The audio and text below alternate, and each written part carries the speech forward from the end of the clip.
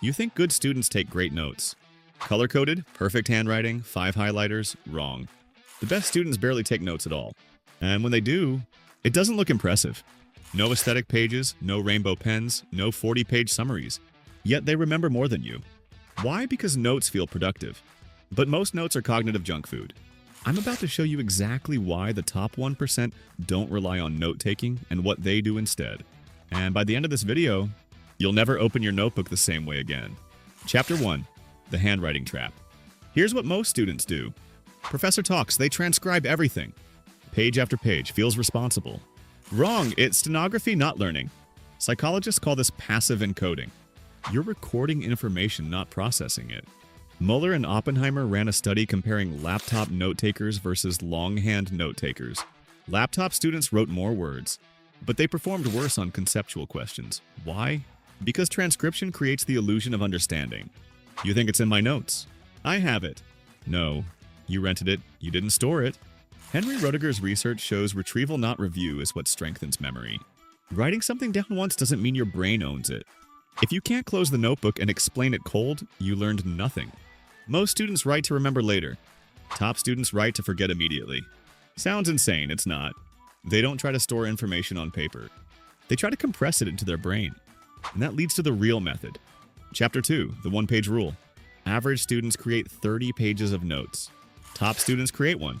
1 page per topic. One framework, one structure, one map. Why? Because your working memory is tiny. George Miller called it the magical number 7. You can hold about 7 items at once.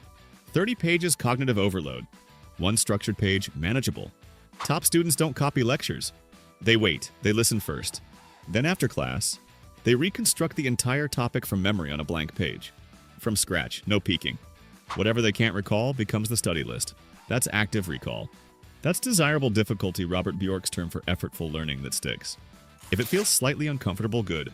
That's encoding. Most students never test themselves. They decorate. Wrong goal. Your notebook is not a museum. It's a compression device. If your notes look pretty, they're probably too long. But here's the problem, though. Even compressed notes fade. Your brain deletes information on purpose. Chapter 3. The Leaky Bucket. Hermann Ebbinghaus mapped the forgetting curve in 1885. Within days, most of what you learned is gone. Brutal. Top students don't reread their notes. They interrogate them. They turn each page into questions. Instead of writing, photosynthesis converts light into energy. They write, how does photosynthesis convert light into energy? Small difference, massive impact. Questions trigger retrieval. Statements trigger recognition. Recognition feels good. Retrieval builds memory. That's why flashcards outperform summaries. That's why testing beats rereading. If you want to keep something, you must struggle for it repeatedly. Top students schedule reviews. Day 1, Day 3, Day 7, Day 30. Spaced repetition, not random cramming. 15 minutes daily beats 5 hours before the exam. Always hit subscribe before you forget this. We build hard drives here, but here's the final twist. The best students don't aim to remember everything. They aim to remember the right things. Chapter 4, the Ruthless Filter. Most lectures contain 80% fluff. Examples, repetition, context. Only 20% drives results. The top 1% hunt for leverage. What concepts generate most exam questions? What ideas connect everything else? What frameworks unlock the chapter? That's the Pareto principle, 80-20. They don't take notes on everything. They identify the structural beams. You're trying to memorize bricks. They're memorizing architecture. And once you know the structure, the details attach naturally. Most students fear missing something. Top students fear wasting time. Big difference. Let me make this simple. Stop transcribing, start reconstructing. Stop decorating, start compressing. Stop rereading, start retrieving. Stop collecting pages, start building frameworks. That's the system. But here's the uncomfortable truth. Even if you master note-taking, if you're distracted every 3 minutes, none of it matters. University of California research shows it takes around 23 minutes to fully refocus after interruption. Your phone buzzes every 5, do the math. You never actually entered deep work.